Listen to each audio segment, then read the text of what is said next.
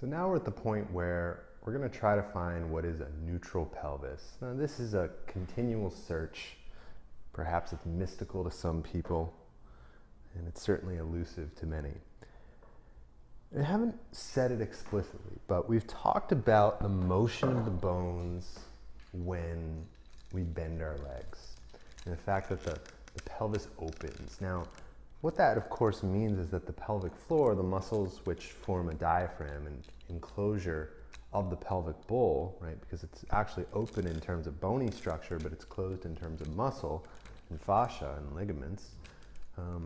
What that means is that the pelvic floor is going to be active in different ways depending on how we hold our pelvis. So the question of finding a neutral pelvis is more than aesthetic. It's highly functional. The way we use our pelvic floor is going to affect all the muscles up and all the muscles down. So the abdominals and the leg muscles, et cetera, et cetera. Now we're not going to get into all that, but it's worth starting to think about. So as we've talked about this idea of the pelvis just floating down on top of the femur heads, that's what we're going to start to work with. Now, this isn't to say, it's actually very far from saying that the only movement you should do in the world is floating down and rising up on your femur heads. No, that really doesn't make any sense. In fact, it's a movement we hardly ever do, right? We never really just go straight down. Most of the time we're bending forward, or if we're dancing, we might be swinging the pelvis back and forward. But yeah, I'm going to talk about some of the things that a lot of people tend to do. So oftentimes, now this model is actually very interesting because it's got very much of an anterior tilt, right? The pelvis is tilted forward. Now different teachers will talk about different angles. So Esther Gokali, I believe that's how you say her name, of 8 Steps to a Pain-Free Back, talks about how in traditional cultures, they'll tend to have more of an anterior tilt. Someone like Eric Franklin talks about, I never heard him truly specify how much, but he definitely goes more towards, not a posterior tilt, but more towards more of an upright sort of version. Now, what it is for you is going to depend because everybody's body is different. And I look at pelvises all the time and the way people hold them as they walk, as they run, as they do various things. And there's certainly a point where the pelvis is too far back and it's adding stress in the low back and it's doing different things. It's not allowing the force to travel up through the body. And then there's definitely a point where the pelvis is too far forward and it's tucked under and it's causing oftentimes a lot of different type of stress on the lumbar spine. So these types of motions or postural patterns can, in the long run, cause things like disc herniation, where you're compressing the discs overly on one side until they actually rupture.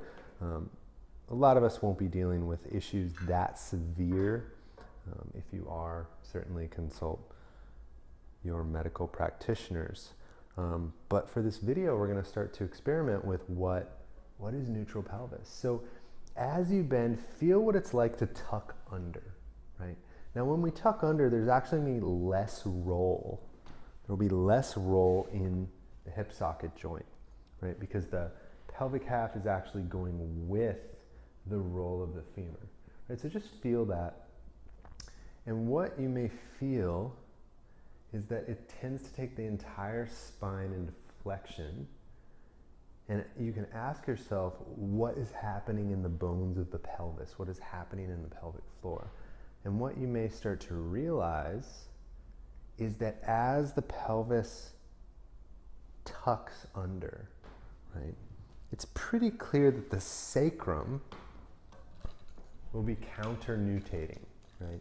As my pelvis tucks under, it would make sense that the sacrum itself within the pelvic bowl would actually swing forward and under.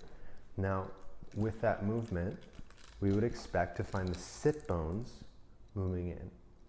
The iliac crests, the upper half of the pelvic halves flaring out, but then the entire lower basin of the pelvis and the pelvic floor itself would be moving closer together. That is contracting concentrically. So go ahead and see if you can feel that, and go ahead and exaggerate. So I'm bending my legs and I'm tucking the pelvis under. You will notice a lot of people do this. And actually many of you will probably be doing it unconsciously, so it's really useful to start looking in a mirror. But so right now I have the pelvic bowl closing in the bottom and then opening and then closing and then opening. Now if you did the opposite and you swung the pelvis back, then it's pretty clear, oh yeah, the sacrum, the pelvis as a whole is swinging back, but yeah, it would make sense that the sacrum itself within the pelvic bowl is nutating or swinging back. So try that and see if you can feel that, oh yeah, you know, the sit bones kind of widen as I go back and narrow, and they widen and narrow. So the pelvic floor actually lengthens. It contracts eccentrically, that is to say the muscle lengthens. See if you can feel that. And then as we just go down with a straight down motion, we're still going to have that lengthening action. So what happens is a lot of people have sort of chronic holding patterns in the pelvis, and that's going to actually be what's creating this tuck under. Right? So we definitely want an active pelvic floor, right? So it actually should be widening and narrowing no matter where you're holding your pelvis.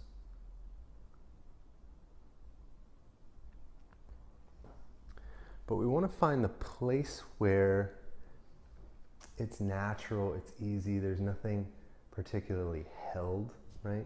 We shouldn't have to hold things to move. Moving is actually the opposite of holding, right? If we hold muscles, that's actually not letting the bones move. And so the point of everything we're sort of doing here, well, not everything, but one of the big things in terms of biomechanical function that we're doing is helping. By following the tracks in the movements of the bones, we're helping the muscles to move to their fullest extent, right? So if I were moving my arm, you could think of my bicep as lengthening and shortening and lengthening and shortening.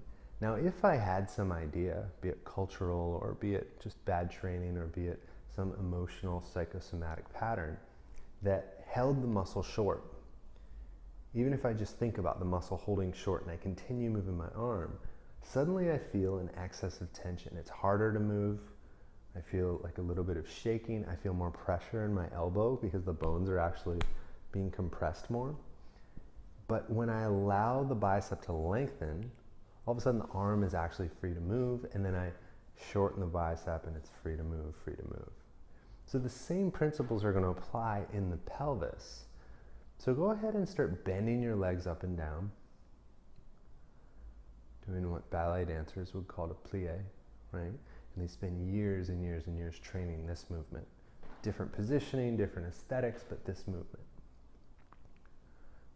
And see if you can feel where you grip. So as you're going up and down, you might start adding a little movements. And this is going to help you find, oh, there's little places where I kind of hold this place still, and that'll help you get in to the body. And what I'm doing is I'm focusing and feeling the movements almost internally, almost like waves of energy flow or waves of sensation.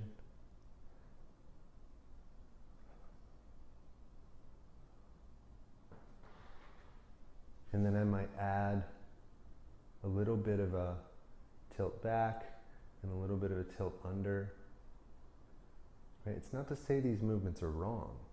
These movements are actually great and they can help us stretch and flex, but we don't want to get stuck in any one position. So as you're exploring with these little micro movements, continuing to bend and straighten your legs, begin to ask yourself, where is that centered place?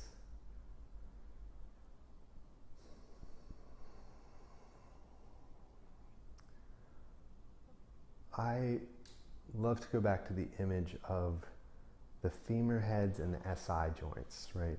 Or the pubic bone and the SI joints. All these like three-dimensionality things that we've talked about in earlier videos, I try to use those And then I will also often go back to the arches of the feet and feeling the full foot on the ground, because the foot is deeply related to the pelvis. And you can try it on one leg. And of course I'm going to add a little bit of there's going to be a little bit of a shifting, and I might be wobbling a little from my balance.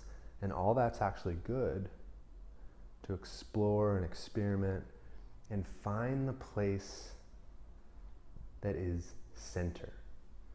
Now, most of us in the modern culture are probably going to look for our center. And then we're going to say, oh, we found our center and now we can hold it. Well, just throw that out the window. You know, I mean, that's a lot of the way that dance has been taught throughout the years, that this is the position you should be in, and people are taught to subtly hold all these different muscles, and they're trained to do certain specific movements that could be aesthetically beautiful, but aren't necessarily the most functional. So we're looking to continue breathing, releasing, finding the place where the pelvis feels somehow centered. You might try this. I'm actually sort of creating this sort of ring of, like, I have an image of almost like a life preserver, you know, in the ocean. But there's a sensation I'm feeling. So I'm feeling sensation in my hands. It's almost like I'm imagining pulling the taffy or the energy flow. And that sensation that I'm drawing around my body is relating to my pelvis.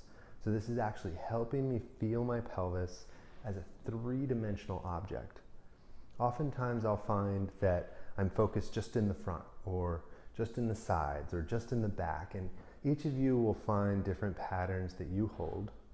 So I'm doing this ring shape to remind myself, somatically remind myself, that my pelvis is 3 dimensions, just like my foot. My foot is touching the ground in all different ways and all different sides. It's not just where it is on the floor, but the foot is actually shifting and changing. I'm looking for something similar in the pelvis.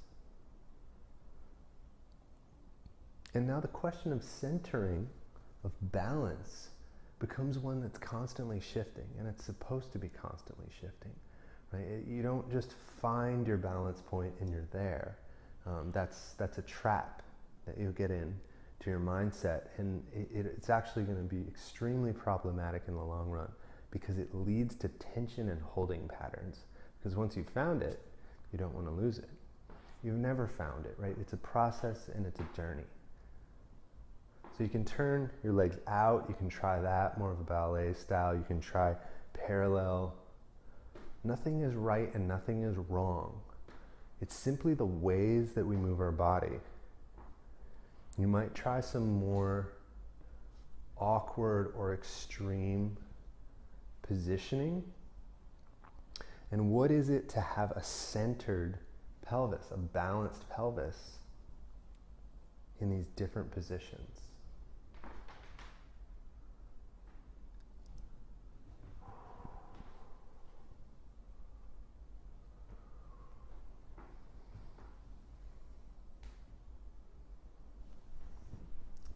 So good luck with your exploring. If you enjoyed this video, sign up for the InBody Space newsletter and share the link with a friend. You can also find original content on Facebook and Instagram.